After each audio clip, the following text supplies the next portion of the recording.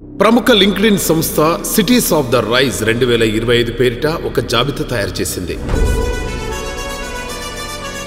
భారతదేశంలో ఉద్యోగ అవకాశాలు ఎక్కువగా ఉన్న నగరం, నియామకాలు ఎక్కువగా జరుగుతున్న నగరం, ఉద్యోగం కావాలనుకునేవారు తమ గమ్యస్థానంగా ఎంచుకుంటున్న నగరాల జాబితా అది.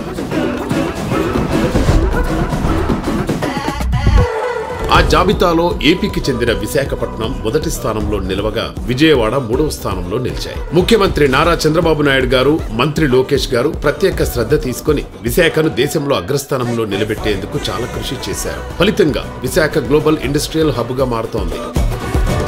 మరోవైపు చంద్రబాబు గారు రాజధాని అమరావతి పునర్నిర్మాణానికి సంకల్పించడంతో సమీపంలోనే ఉన్న విజయవాడ కూడా వేగంగా అభివృద్ధి చెందుతోంది. మెట్రో రైల్ ఏర్పాటు, ఎయిర్పోర్ట్ విస్తరణ, ఐటీ కంపెనీల రాకతో ఉద్యోగ అవకాశాలు పెరుగుతున్నాయి. చంద్రబాబు నాయుడు గారు వచ్చిన తర్వాత ఎన్నో అభివృద్ధి కంపెనీలు మేమున్నాయి కంపెనీలు పారిపోయినాయి. వైసీపీ వచ్చిన గవర్నమెంట్ లో ఈయనున్న కాడి నుంచి కంపెనీలు మేము వస్తాం అని చెప్పి వాళ్ళ తండ్రి కొడుకులు పోటాపోటీ వెళ్ళి కంపెనీలు తీసుకొస్తున్నారంటే అది ఒక చంద్రబాబు నాయుడు గారికి ఘనత. TCS, Cognizant, Google, Ursa cluster సహా 15 భారీ సంస్థలు, 120 వరకు చిన్న సంస్థలు, 15 వరకు ఐటీ సంస్థలు విశాఖలో తమ కార్యకలాపాలను మొదలు పెడుతున్నాయి.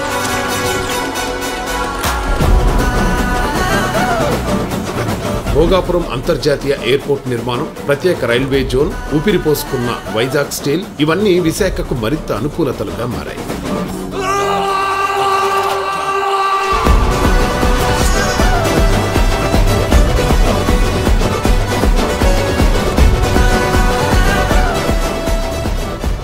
లింక్డ్ఇన్ జాబితాలో చోటు అన్నది కేవలం గుర్తింపు కాదు, ఇది ఆంధ్రప్రదేశ్ ఉజ్వల భవిష్యత్తుకు బలమైన నిదర్శనం.